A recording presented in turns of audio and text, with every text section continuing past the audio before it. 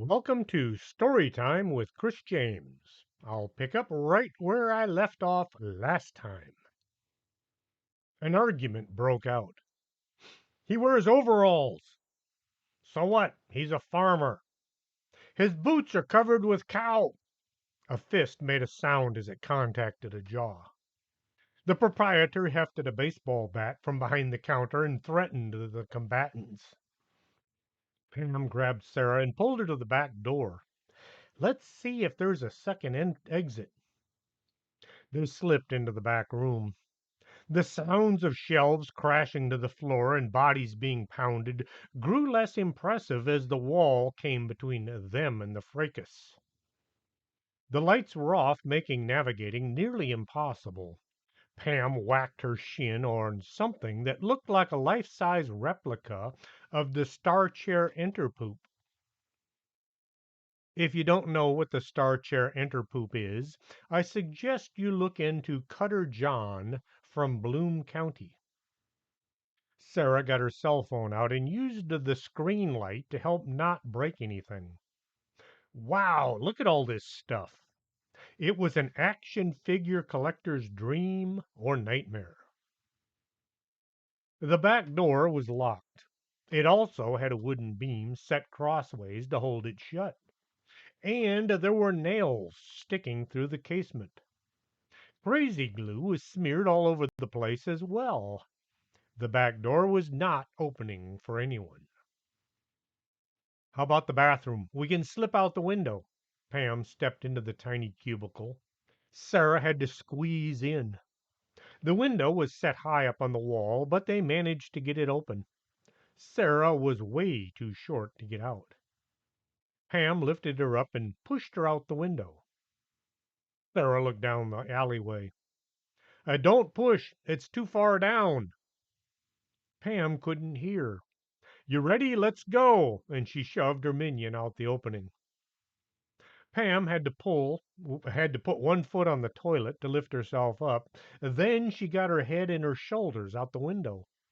By pulling with her arms and pushing with her feet, she slowly worked her way up and out, kind of like a cow giving birth without all the mooing. She landed on her feet and then fell over on top of Sarah. Ouch! Again, Sarah said. Sarah pushed and got Pam off of her. Okay, we're out. Now what? We get out of here before the fight brings. In the distance, they heard sirens coming. Let's go. They ran down the alley, dodging piles of trash and discarded furniture until they came to the end of the lane. An abandoned car was blocking the exit. The two had to climb over the trunk in order to get to the sidewalk. From there, they casually walked to the corner and turned for the parking lot. As a patrol car came squealing into the parking lot, panhandlers scrambled to make their exits. Pam strolled over to her pickup as if all those flashing blue and red lights were normal. From her driver's door, she watched as the door to the collectibles store flew open and spilled several pugilists, pounding each other out onto the sidewalk. The proprietor was still swinging his baseball bat like an axe, but connecting with everything other than the fighters. Tasers came out and the fighters turned into breakdancing competition. One of the uniforms looked over at Pam and he poked his partner. They watched as Pam drove away as she smiled and waved to them. We had nothing to do with starting that fight, right? Sarah asked as they got busy driving away. As far as I can tell, that fight was going to happen whether we were there or not. Pam wondered if shopping was always going to be this exciting. A mile down the road, they came to another shopping center. This one wasn't so decrepit looking and held promise of goods available adequate for Christmas giving. She pulled in and parked next to the laundry place. They began their search in the store next door and continued looking. Pam was trying to focus on finding something for her mother and not really thinking about action figures. Hey, kid, somebody whispered from the shadow of an awning. I understand you're looking for something special. He held his coat open and revealed several action figures hanging from the inside. Is this what you're looking for? He held one up. The figure looked kind of different.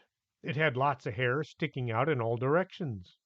The face had a scowl that would make any mother think twice before purchasing this for her child. It was clothed in what looked like leather skins made out of vinyl. Pam looked at the packaging. It said, Beast Lord from the planet Excelsior, in black, shiny letters. Holy cow, where did you find it? She stared at what she had been seeking all weekend. I'll let you have it for $25,000. Cash. The man looked around to be sure nobody was overhearing them. It looks like an old G.I. Joe that's been messed with, her conscience said. Pam looked closer. That's not the beast, Lord. That's an old G.I. Joe who's seen better days. The scar on his cheek kind of gave it away. No, it's not. This is the beast, Lord, and you need it for your collection. The man was now beginning to sweat, and his voice was unsteady. No thanks, and you really shouldn't try this again. Pam pulled her official bogus anomalous group ID out and flipped it open. Eddie had designed it to look an awful lot like a police ID. Uh, uh, just kidding. Can't you take a. The guy took off running. Pam turned around just as some woman popped the trunk of her car open. I got what you're looking for right here. She displayed a Cabbage Patch doll with a leatherette outfit. I'll let you have it for 24,500. In place of its box, the doll was taped to a piece of cardboard with "Best Lard of the Planet Something or Other" penciled on it. Oh, come on, that's not even close. Pam turned and walked into the first door she came to. Sarah stuck out her tongue before running to catch her friend. The door they had chosen took them into a store filled with colorful clothing. Everything was hung on tiny little hangers that showed just how skimpy everything was. Pam looked around quickly. Let's go. I don't think there's anything here we can use. Sarah started in Pam's direction, but something caught her eye. What's a dancer's thong? Oh, never mind. She shoved the undergarment back onto its peg.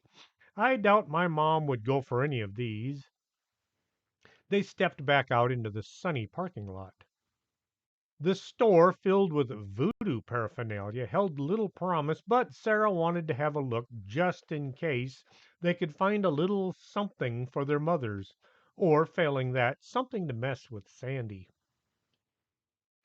Shopping center number 5 was on the good side of town.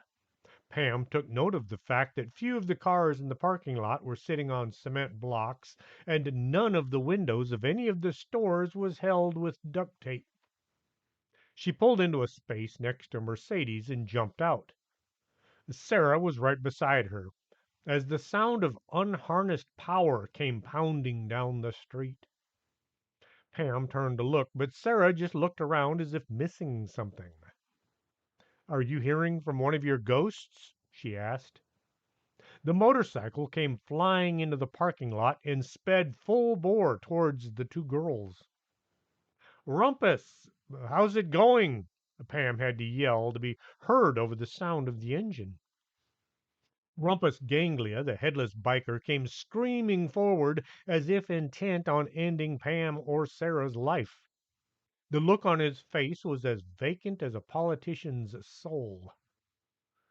As the motorcycle closed on the two, Pam grabbed Sarah and pulled her in between two cars.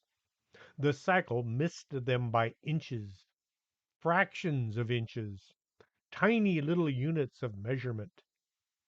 Sarah figured something important was going on that was beyond her five senses. Is there a demon or a spirit doing evil, wicked things that only you can see? Or have you finally lost your mind?" she asked in her most tactful voice. "It's the headless biker, but for some reason he's trying to run us over." Pam watched the ghost reach the end of the parking lot and make a skidding turn. He had to use one boot to keep the bike from laying over. Black smoke came from the tires. Pam considered her options. A. A jump in her pickup and try to outrun this overpowered two-wheeler. B. Run for the stores and take refuge in one of the shops and hope Rumpus gave up and went away. C. Try to reason with him. This got Pam to wondering. What is he trying to do? She watched the headless biker go roaring by between them and the stores. She turned back towards her pickup and was about to race from between the cars when the ghost motorcycle screeched to a stop in front of them. One enormous boot hit the pavement as he dismounted. His head swiveled towards them. Pam took note of the fact that his head moved even though it was held in place by a cheerleader's baton and duct tape. He looked at Sarah with hatred. "You're going to die," he said. Sarah looked at Pam. "Okay, so what are you seeing, and should I be worried?" "Worried, no. Running, yes." Pam grabbed her minion by the arm and took off in the opposite direction from Rumpus. Just to let you all know, I did buy a pause button for my microphone, only to discover that when I push the button, it turns everything off. So, not going to be using it. It doesn't pause, it shuts off. The biker was fast as long as he was on his motorcycle, and it was doing all the heavy lifting. Now, on foot, with boots and tight jeans, he was not in his element. Then all those chains and things hanging from various parts of his outfit made a ridiculous amount of noise. The two girls would have gotten away if not for the two women who both decided to try parking in the same spot at the same time. The Cadillac came from the west.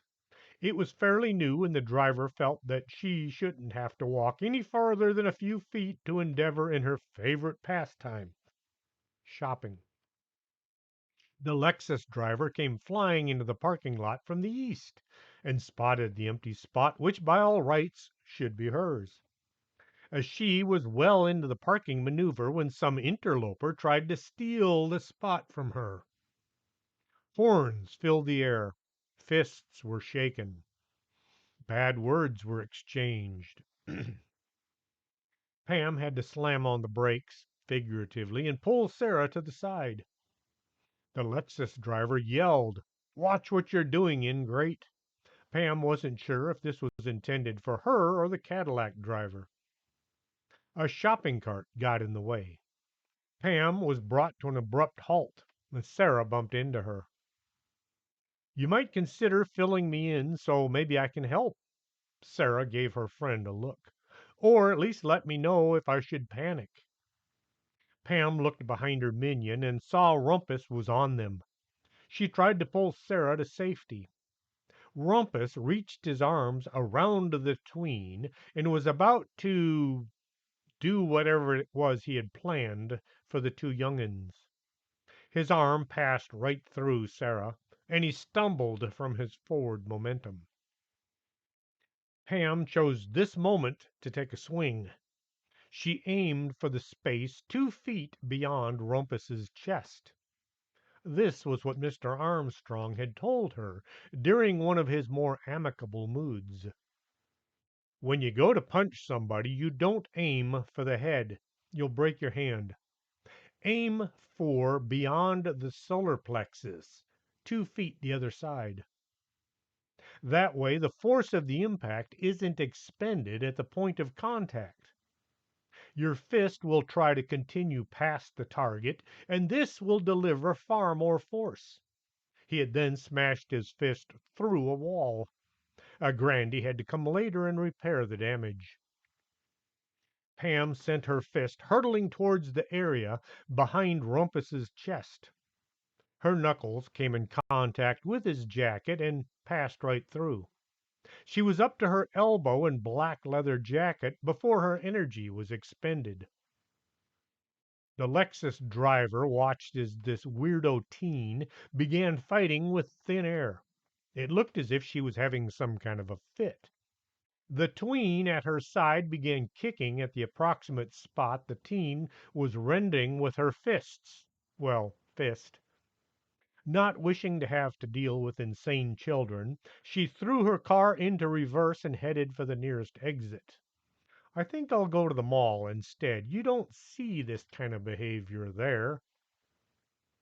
The Cadillac driver watched as the Lexus yielded to her and pulled away. Then she spotted the two girls having some kind of a scuffle. You kids should stop behaving like that and stop fighting each other. Sarah lost her footing and fell backwards. She tried to kick upwards in an effort to defend her friend from whatever it was she was fighting. Pam now had her arm sticking out the back of Rumpus's body. It felt about as nasty as when she had tried to hug Sharma. See the bag company, here we go again, if you don't know what's going on. Rumpus had an odd look on his face, which was way too close to Pam now. Pam tried to pull her fist back out of the ghost, but she was stuck on something. Sarah watched as Pam was lifted up by some unknown force and pulled away from her as she reached up and grabbed Pam's legs. The Cadillac driver watched in horror as the teen levitated up into the air as if being abducted by aliens. She put her car in reverse and headed to some other shopping center with far fewer crazy teens to deal with. Rumpus tried to push Pam away from him. His hand would sink into her as he tried to force her away. Her arm sticking through his chest felt just a whole lot weird. Uh, hey, Chickie, what's up? He looked around and discovered he didn't know where he was or how he had gotten there. Pam looked at her fist sticking out the back of the headless biker. Her fist was wrapped in some kind of a black, smoky fog. She opened her fist and shook her hand to dislodge this nastiness. As her fingers spread, the black smoke dissipated. It almost looked like a swarm of microscopic bugs. As soon as the smoke was gone, her hand came freely back out from the ghost. With the force she'd been applying to get free, she fell backwards, landing on Sarah. Oh, hey, let me give you a hand. Rumpus reached down and offered his hand. Pam just naturally tried to grasp it, and, well, her hand passed through with little resistance. Are you finished? You're crushing me, Sarah said from under. Oh, sorry. Pam rolled to the side and got her feet under her. She then helped her minion back to her feet. Rumpus was looking a whole lot lost. Pam would have run had this been any other situation, and had this happened 6 months ago. She looked at the headless biker, who now was back to his normal, if a headless ghost could be described as normal, composure. Why did you attack us? She was still standing between Sarah and Rumpus. Attack you? What are you talking about? I owe you too much to do anything like that. He looked contrite about something he wasn't too sure about. Pam tried to explain what had happened just minutes ago.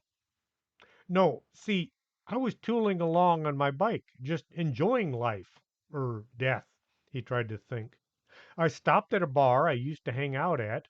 It's out near the airport. He looked around the shopping center parking lot. And then I was here. You don't suppose I got drunk and just sobered up, do you? Pam thought about the airport and what was right next door. This bar, is it near the mall? Yeah, right next door. Rumpus was quickly slipping back into his normal, happy-go-lucky self.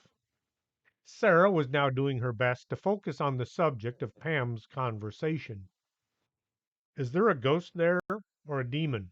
She held her cell phone up and clicked several pictures anyway. Sarah, this is Rumpus Ganglia. Remember I told you about him? Sarah thought about the conversation back in September. The guy who lost his head and his motorcycle and you found one or the other? Rumpus could see and hear the tween. Sarah thought she saw something wispy moving around in front of Pam. Pam was trying to come up with an answer. You were at the bar, kicking back, and then you were here. No memory of what might have happened? She pulled her notebook out of her purse and tried to look investigative. I slipped into the joint and I was looking for a brew that somebody might have left unattended, since I can't get the barkeeper's attention. It was dark and kind of smoky. I was just honing in on a half a glass, and then I was here. He gave Pam his best confused look. Pam had an idea. It seemed like a good one, but from experience she knew they were usually not so bright. She flipped a mental coin but lost track of it before it came down. The Civil War soldiers have a kind of a social club out back of the bag office. Maybe you can swing by and hang out with your fellow ghosts. It will give you some place to be when you're not here. If you decided to blaze ahead without reading Unhappy Halloween, you missed some of the goings ons from the thrill packed series. The ghosts from the Civil War have been growing and harvesting corn and are now running a still out behind the storage shed. Is goings on even a proper phrase? I think I should start numbering these books because I'm losing my place. Pam tried to give Rumpus directions on how to find the semi illegal still. She hadn't decided if this was a problem or not, since there didn't seem to be any ghost revenuers. With the headless bike no longer trying to kill them, the two went in search of Christmas gifts. Chapter 5. Call this a vacation? Monday morning arrived and found Pam huddled beneath a pile of blankets. The sun was up, but doing little to warm the day. She stuck one foot out from under her nest and sampled the air. Still too cold. She considered just staying in bed all day, but the office was calling. Not really, but she was looking forward to spending a restful day lounging about the bag office, visiting with her friends. Of course, she also needed to look into that weird shadow that had taken over Rumpus's body, and she still needed to track down the beast lord grub of the planet Excelsior and return it to Natasha Murgworth, thus saving some unknown thousands of lives from whatever chemical catastrophe she was destined to unleash on the world. Aside from those pressing assignments, she had nothing on her schedule. Pam braced herself for the temperature change and pulled the covers back. I know 60 degrees isn't all that cold to you folks living up north, but believe me, in Texas, 60 is near freezing. Al and Paula, aka Pam's mother and father, kept the house at 80 degrees during the summer months. Save on electricity. Pam jumped from the bed and ran to her dresser. I should have slept with my socks on. She pulled a pair out and quickly sat on the floor and put them on. She admired the mismatched socks. One was red with black stripes, and the other was pink. Ah, I'm going to wear my boots anyway. Pam got busy pulling on clothes. Her moon boots made a clumping sound as she trotted down the stairs. Paula was in the kitchen. She was busy digging out cooking utensils, pans, and serving platters needed for Christmas dinner. Having only 5 days to prepare, she was getting a head start as usual. Paula was always at odds with how Pam would wait until after the due date to get started. It was just one more thing they didn't have in common. I guess you're planning on spending the entire day at the office. This wasn't a question. I have some things I just have to wrap up before Christmas. Pam had an idea. You know how you're always telling me to not put things off, so I'm getting a head start. Well, just be sure to be home for dinner. Paula had a calendar with little notations on which days her youngest, as well as her oldest, and actually her only child, managed to be home on time. She could count on one hand the times Pam had been home. Maybe that degree in cat psychology hadn't been such a good idea. Pam was a for Pam was forced to accept a breakfast bagel from her mom before running out the door. Paula knew if she didn't stay on top of her, she would starve to death shortly after passing out from overwork. Pam stopped in front of the Bellum house and waited for her minion. Sarah had asked if she could hang out at the office. The tween was too young to stay home by herself, and Sandy was out shopping with her friends. Sarah volunteered to act as the office runner. Pam hoped she wasn't about to learn a hard lesson. "Are you sure you're up to this?" she asked as Sarah belted herself in. "Of course. How hard can it be? Taking messages up and down the stairs?" As she drove, Pam saw what looked like a chariot flying along the street ahead of her. Of course, this couldn't be. Nobody would be driving a chariot through busy traffic. She looked closer, and sure enough, it was some guy dressed like a Roman soldier. Pam quickly came to the conclusion this must be a ghost, because nobody was going to dress like that and run around downtown traffic, right? Sarah pointed one finger. "What's up with that guy dressed like a Roman soldier?" Pam looked at her minion. Then she looked at the soldier. Then she looked at Sarah. "You can see him?" "Yes." "Oh, wow! You mean he's a ghost? Now I can see ghosts?"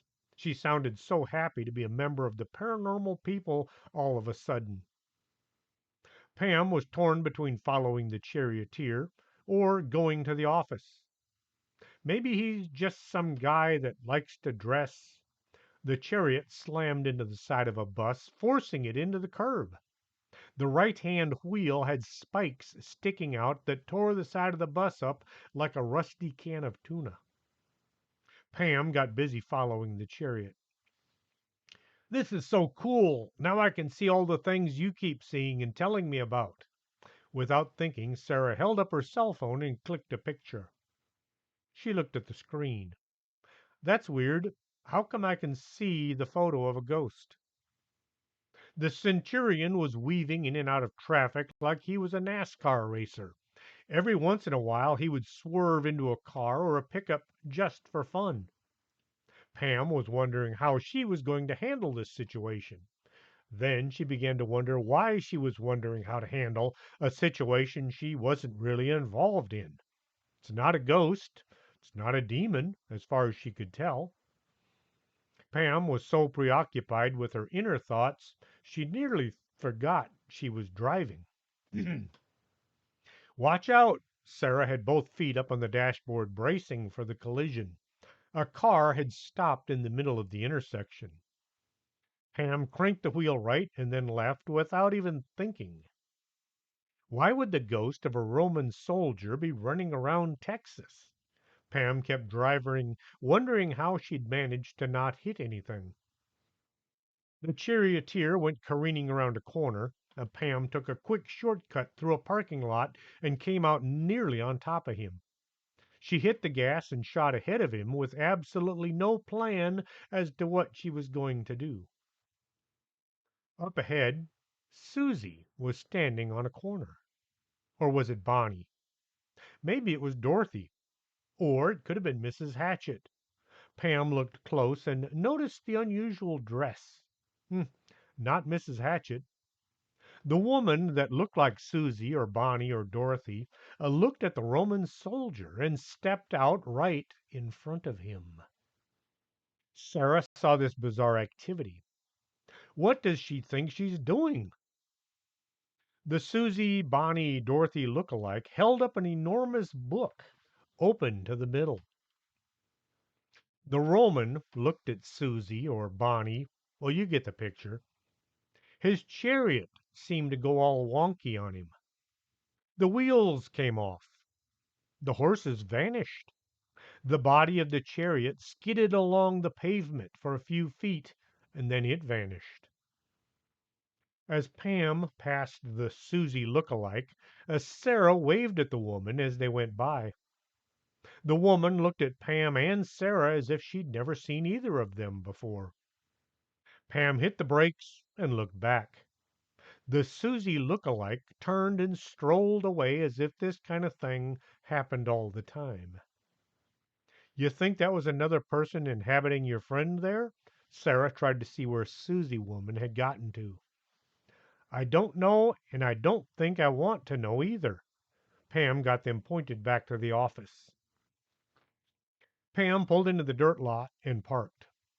Sarah jumped out and dashed inside, pausing to wave to the Civil War soldier that she assumed was sitting on the porch.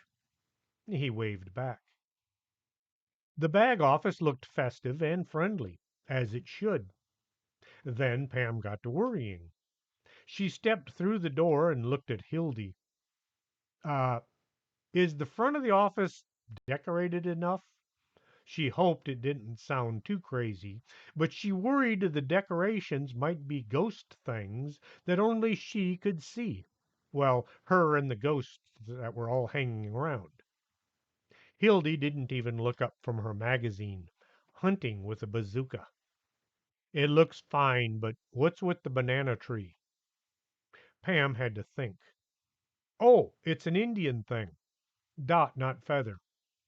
Hildy peeked out from the edge of her magazine with a "What are you talking about?" look on her face. Pam thought about what Sharma had told her. See, in India they don't have pine trees, so they use banana trees instead. Then she added, India Indians are called Dot and American Indians are called Feather. Hildy still looked unconvinced. So we have a decorated banana tree because? The waiting room was full as well as most of the steps going up. Pam tried to change the subject. Hey, why don't we use the dining room for a waiting room? I don't really need an office. Hildy flipped the magazine closed. It's already in use. I had to clear the stairs enough to come and go, so I put all the folks waiting for healings in there. Then who are all those folks waiting on? Pam looked around the crowd. Those by the door are waiting on Gertrude Katzbach's, the cat therapist. There were a dozen people all waiting for their turn to have a cat or 12 walk up and down their bodies as a form of health treatment. They mostly smiled at Pam. The folks by the bathroom are waiting to see Madame Dingwatsits or the giant. Hildy pointed to the stairs. Those folks are waiting to see either Barbara or Juan. And how about the people waiting in the hallway behind you? Pam looked at the line of folks all standing in line. One or two of them waved to her. Hildy didn't even bother to turn. There's nobody waiting behind me. Think I'd fall for that old gag? Pam looked at the line behind Hildy's desk. Are you folks waiting for someone? She tried to ignore the glare Hildy threw at her. One of the people in the hallway looked at those behind her and then at Pam. We heard there was a nightclub around here and we're trying to get in. Pam took note of the woman's outfit. She did kind of look like she was underdressed. Uh, why don't you all follow me outside? The place you're looking for is out back. Pam walked to the far end of the line and knocked before opening the door to the kitchen. Carol Munchausen was standing in front of a deer of some kind. Come on, if you're really one of Santa's reindeer, wouldn't you know how to fly? She looked at Pam and waved. The deer just gave Carol a look that said something about her ancestors. Just passing through, Pam walked to the back door and stepped out. There were several people waiting in the yard with varying types of wildlife. They were all there waiting to see Carol. Carol Munchausen is a pet psychic, as she can communicate with animals, but she still enjoys a good hamburger or a steak now and then. A dozen ghosts all tromp through the kitchen and out the door. Only the animals seem to notice. Pam hadn't had time to investigate the place the Civil War soldiers had thrown together yet, as she only knew it was out behind the storage building. The old mansion, along with its property, took up 4 city blocks. As she led the line of ghosts out to the very back of the yard, she could hear music coming from somewhere. As she rounded the corner of the storage building, she saw the source of the festivities. The building had been placed here for mysterious and unknown purposes. Today it was a nightclub for the dead. The ghosts following Pam all pushed their way in as if desperate to meet other ghosts. Pam guessed this just might be the case. "Do you ghosts get lonely?" she said without expecting an answer. "Of course we do. This was the idea behind our little endeavor here." Lieutenant Brambleberry was standing by the door, greeting each one as they rushed by him. The door along one side, the bar along one side, was made from anything that could be pushed together to form a counter. Ham looked up on what passed for a stage. A man with what looked like headphones that had smoke streaming out of it was playing music from a half melted sound system. Pam stood next to the lieutenant and admired the ambiance. "I like what you've done with the place." She had no idea if they'd actually done anything, seeing as this was her first time seeing it. "Why, thank you, young madam. I don't much care for that noise coming from the stage, but it does bring the ladies." He smiled and waved at a woman dressed in what looked like a prison uniform. The hair on her head was scorched and sticking out in all directions. "Isn't it a bit early for all this?" Pam waved at the folks lining up at the bar. Yes, ma'am. Being members of the spirit world, time is only a suggestion now. And seeing as we have done without for years and years, the boys all wanted to make up for lost time." "I'll leave you to your friends then." Pam slipped out as Lieutenant Brambleberry bowed down to the floor with a flourish. Once back in the office, Pam looked in on the folks waiting in the dining room. It was nearly full, but then there were lots of chairs to go around. Pam made a note of running another ad in the papers. "Psychics wanted." At Hildy's desk, Pam looked at the status board. Belle Blizzard was chalked in at the very bottom. Her schedule said, "as needed." Pam figured maybe a quick look was in order. She quickly jogged downstairs, glad the new stairs were safer and easier. The treads were now covered in a nice short weave carpet as well. At the bottom she checked in with Mr. Armstrong, just back from the zoo. "Hello, Mr. Armstrong. How did the aardvark turn out?" "Howdy, Pam. That thing, the stake wouldn't hold it down. The dang thing just dug a hole and escaped every time. I had to dichotomize the thing." "That sounds exciting." Pam made a note to look up dichotomize. Then she had to stop to think how it was spelled. "And that gift from my dad?" Pam had asked Mr. Armstrong to pick up a little something for her father since she was still a minor. "Dichotomize, to divide or separate into two parts." Mr. Armstrong lifted a presentation box from the shelf behind his desk. "I was going to have it wrapped, but I wasn't sure what kind of paper you like." "Wow, thanks. I'll grab it on the way up." Pam made a second note to not forget to give Mr. Armstrong his gift as soon as she was able to find one.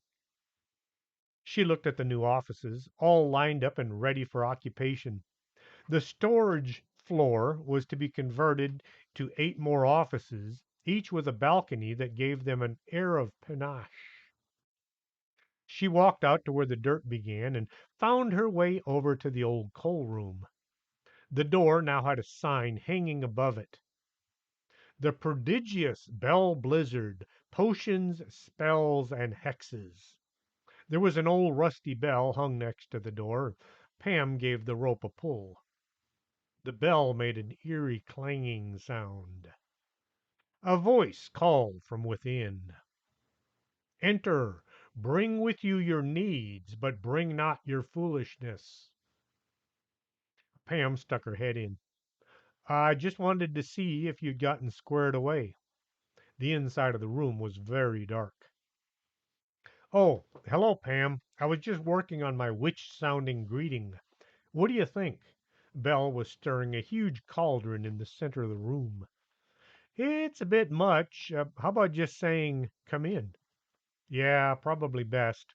I worked on that greeting all night, but it still sounds like an old Hammer film." Belle stopped stirring and used a ladle to sample her brew. Not bad. Want a taste?" She offered the ladle to Pam.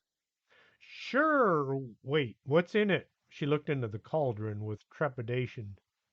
Belle cackled a bit. "You've heard of love potion number 9? Well, this is number 10." Pam quickly pushed the ladle away. "My mom said no dating until I'm married." She still wasn't too sure how that was going to work. Pam picked up the presentation box for Mr. Armstrong. She was thanking him profusely when Sarah came clomping down the stairs. "Hildy sent me to find you and tell you there's a phone call from a Mrs. Hacky Sack, the church lady." Pam thanked Mr. Armstrong and once more before climbing back up the stairs en route to the phone. "Yep, you'll have to go back to the bag company for that one, too."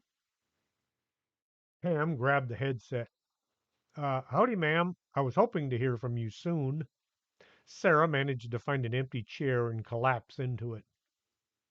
"I managed to find out a little something about that unusual habit you showed me. It was quite a bizarre little endeavor. Seems nobody knows anything about that particular order. But then I managed to track down a woman who used to come to the church here way back in the 60s and 70s. She recognized the design as belonging to the Sisters of Conflict. Well, at least that's what she called them. I thought it was a really odd name, so I tried looking them up." Miss Hackysack had taken a deep breath to catch back up. Pam waited. Then she began to worry Miss Hackysack might have passed out. "Ma'am, are you? They're not listed in any church directories. I tried searching on the internet, but I found nothing. So then I called around and I asked all my old friends if they'd ever heard of them. Rose, she works at the school. She used to work at the main office, but she got tired of all the paperwork. Anyway, she said there actually is a convent up in Dalehart." Another long pause. Pam jumped in. "Where's Dalehart?" "Dalehart, Texas is just north of Amarillo." "Oh, thank you very much.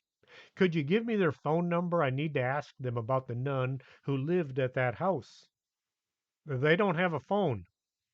"Uh, how do people get a hold of them?" "Well, see, that's it. They don't much like to speak to anyone. Not the church, not the public, no one." Miss Hackysack was surprisingly nonverbal. "I can give you their address." Pam grabbed a pencil and quickly took down the address. "Thank you very much, ma'am. How can I possibly repay you? Oh, this was such a neat adventure. It gave me a mission that really made my day." After offering Mrs. Hackysack a free healing or card reading, Pam hung up. Then she called the airport to see if there was a flight to Dalehart any time today. Sarah was nearly jumping up and down, wanting to know what was going on. She looked like she was turning blue. As soon as Pam hung up the second time, Sarah let rip. "So what did they say? Who was she? Is she some kind of a desperado?" Pam filled her minion in on all the things Mrs. Hackysack had said, followed by, "The airport in Dalehart is closed due to snow. I don't think it got that cold for snow." Sarah ran into the coffee shop library and soon returned with a Texas atlas. She thumbed to the index and then flipped to the right page. "Wow, Dalehart is nearly in New Mexico, or Oklahoma, depending on how you look at it." She looked at the distance chart. "It says it's about an 8-hour drive one way." Pam looked at the status board to give her an idea of who she could ask to go. Every name was followed by scores of people waiting an appointment. "Maybe I can ask Hortense to go." Just then a man came walking down the stairs. He said, "Miss Medusa said to send up the next customer." He then went to Hildy to take care of his bill. "Okay, maybe Barbara." As Pam was musing, Barbara came running into the library. In from the library.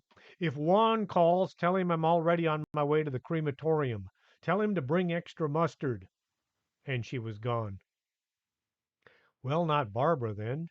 Pam already had a very good idea. Her mother would not allow her to go. Pam was trying to think of who she could ask when she caught movement from the corner of her eye. The elf was sitting on the shelf right behind Hildy. What was its name? Windy? No, Wanda. No, that was someone else. Pam tried to come up with a name. The elf looked as if it had winked at her. Sarah looked from Pam to the doll sitting on the bookshelf. "Did that thing just move?" she whispered in a rather scared sounding voice. As Pam stood and tried to come up with a solution, the phone rang. After an inappropriate wait, Hildy answered. "This is the bag company. How might we help you?" She nearly sounded polite. Then, "Here, it's for you." She handed the handset to Pam. "Hello?" Pam asked into the device. Pam, this is your mom. I just called from your dad. He asked if he could get you to do something for him." "Of course. What does he need?" Pam hoped it wouldn't involve any of his weird coworkers' sons. "Someone just called and told him an important package he absolutely needs to have accidentally got shipped to the wrong postal contract station." Paula sounded just a bit concerned by the whole conversation. Why not ask him to forward it?"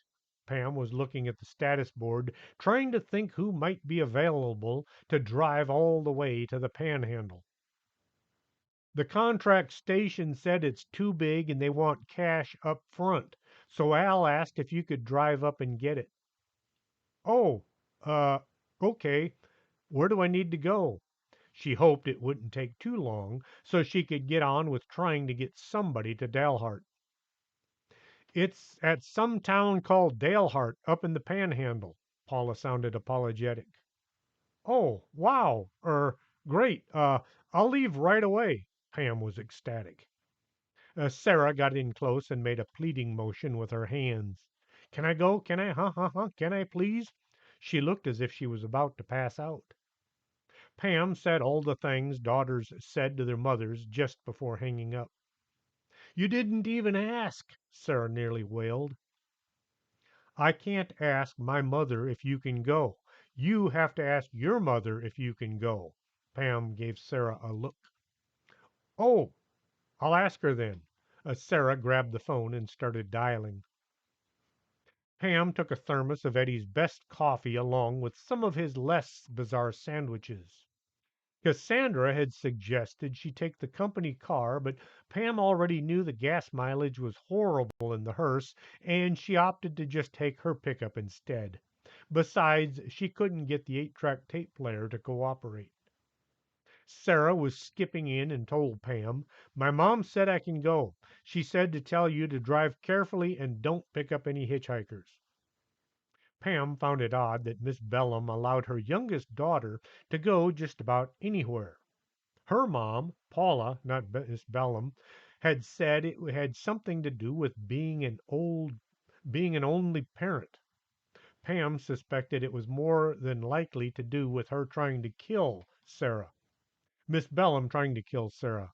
And not now, but back when they first met.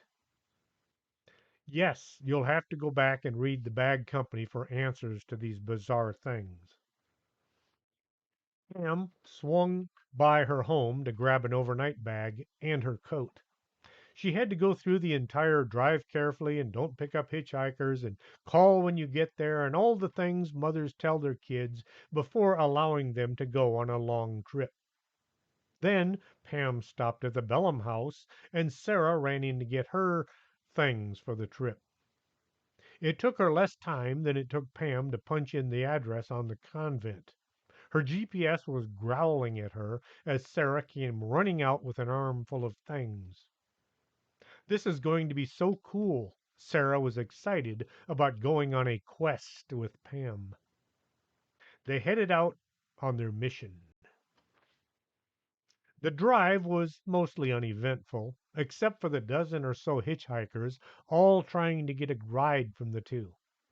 Then there was the gas truck that nearly ran them over. It was doing 120 while Pam was holding at 70. She had to pull to the side of the road to avoid becoming a hood ornament.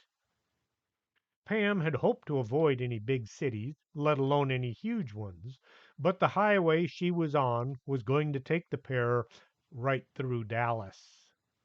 Pam had honed her driving skills by maneuvering about the less than crowded streets of her hometown. It was considered to be a small city or a big town, but minuscule by comparison to this monster known as Dallas. Sarah had her camera out and was photographing everything they passed. She took dozens of photos of Pam driving, always managing to catch her with a weird look on her face. Every few miles, the GPS would make a growling noise or some insulting sounds. Pam had found a neat, at the time, she thought it was neat, Sasquatch program for her mapping device. The sounds were funny for the first several weeks. Now the sounds were becoming a bit disturbing. It was as if the voice of the GPS was actually commenting on how Pam did as she was driving. If she changed lanes too quickly, it went "Rrr" right away. If she failed to signal, it went "Rrr." Pam was beginning to suspect her GPS might be haunted. As noon was drawing near, Pam pulled into a rest area to stretch and see what was for lunch. Which would you rather, peanut butter and squash or spaghetti sandwich? She looked at Sarah. Sarah looked at the two offerings wrapped in newspaper. Eddie said it kept things fresh. Is the spaghetti sauce or spaghetti with noodles? Noodles with meatballs. Pam looked at the lumpy mass in her hand. I'll try the peanut butter and ick. Sarah, as well as everyone who ever tried Eddie's concoctions, wondered where he came up with his ideas for food. They cleaned up the picnic table as well as the picking up a few bits and trash laying around on the ground. Pam thought back to her drive into San Antonio and hoped that Dallas wouldn't be any worse. The horizon was looking a bit dark. It was raining, like it meant it, as the two were approaching the outer edges of Dallas. Pam had to fight to keep her eyes open. It was not from being tired, it was out of fear. Cars would suddenly exit from the left lane and out to the right. Cars would change lanes within mere inches between them and her front or rear bumper. The rain beat down like a biblical event was upon them. The wipers were going as fast as they could, but the rain was winning. More than one car was driving without their lights on. A school bus went careening by at something close to Mach 1. Spray from the back of the brush bus washed over the pickup. Suddenly, the lane Pam was in was exiting. She put on her left signal and looked for an opening, but was stuck with bumper to bumper traffic all moving at twice her speed. As the exit came up, Pam was forced to take it. I didn't want to do this, but we're stuck. She slowed down enough to make the sudden sharp curve at the bottom of the ramp. Now what? The GPS began to berate her. Mooga mooga mooga burp, it said. Pam looked for a quick way back to the freeway. It's a one way going the wrong direction, Sarah pointed out the obvious. With horns honking from behind, Pam went in the only direction she could, towards the downtown. As they drove through the towering structures that made up the main part of Dallas, Pam was glad to see the rain slow down enough to be able to see where she was going. Now, knowing where she was going was another thing. At each street corner, Pam looked around for any indication as to a way to the freeway. Meanwhile, the GPS kept berating her. Mooga, mooga, mooga, derp. The screen kept saying recalculating, but it never got more than 50%. I'm going to pull over and ask for directions, Pam said. She stopped on a corner and rolled down the window on Sarah's side of the cab. Excuse me, sir, can you tell us how to get back? Excuse me. God said you are going to die if you do not pay for your sins. Sarah looked at the man with his jacket on inside out. How much will it cost? The man stopped in his tracks. Uh, give me $1 and we'll call it square. Sarah peeled out a $1 bill from her wad and handed it to the corner preacher. I absolve you of your sins. He sloshed the hood of Pam's pickup with a soda he was drinking. Pam pulled ahead and tried again. The next man looked sane, at least. Excuse me, can you tell us how to? The man just kept walking as if they weren't there.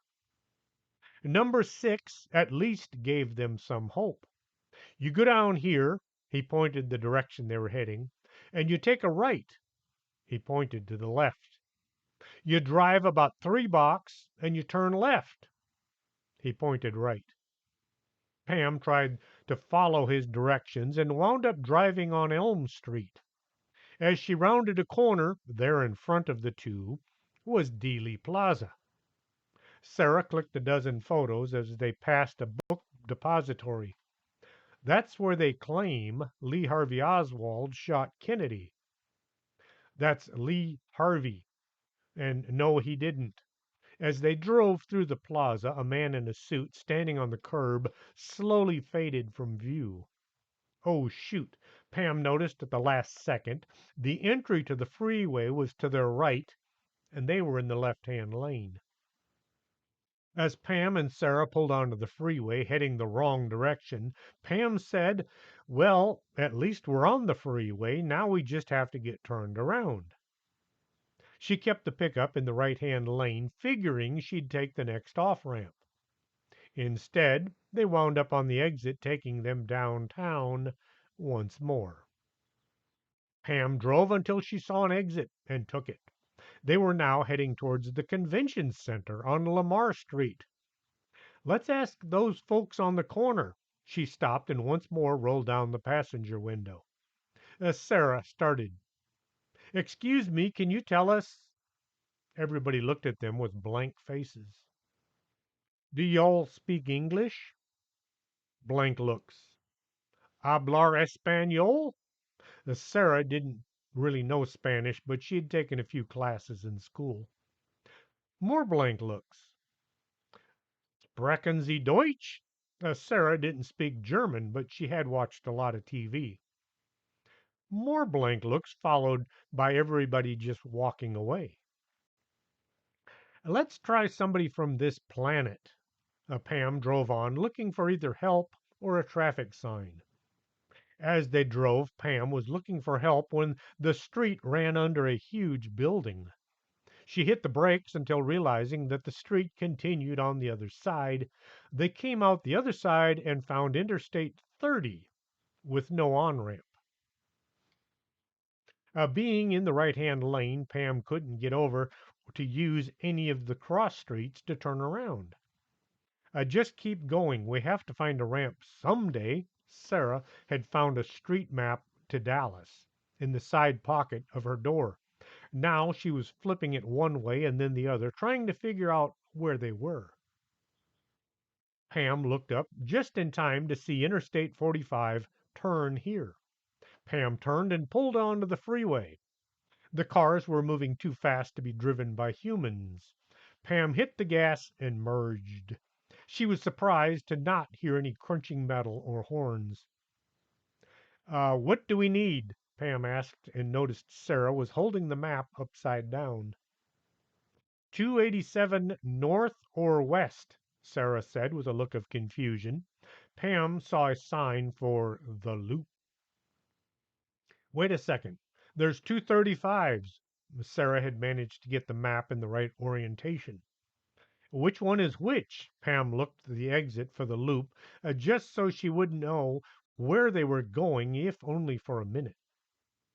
Once on the loop, they found once more they were going the wrong direction. This was a problem up until the loop did what loops do. It began to swing to the west. Have you ever been to Fort Worth? She asked Sarah. No, why? We're about to wind up there. Pam saw a sign that said Fort Worth coming up. Sarah did more twisting and turning with the map. Stay on the loop until you see 35. There's 35 now, Pam signaled to exit. Not that one, the other one. Sarah held the map up and pointed. Pam couldn't focus on the map, but she just kept going west. And with that, I am going to break here, and y'all be sure and tune in next time for another amazing, breathtaking uh, story from the bogus anomalous group. I've run out of words. I've used all my words up for today. If you'd seen how many times I've tried to record this story, you'd understand why. Till next time for story time, this is Chris James.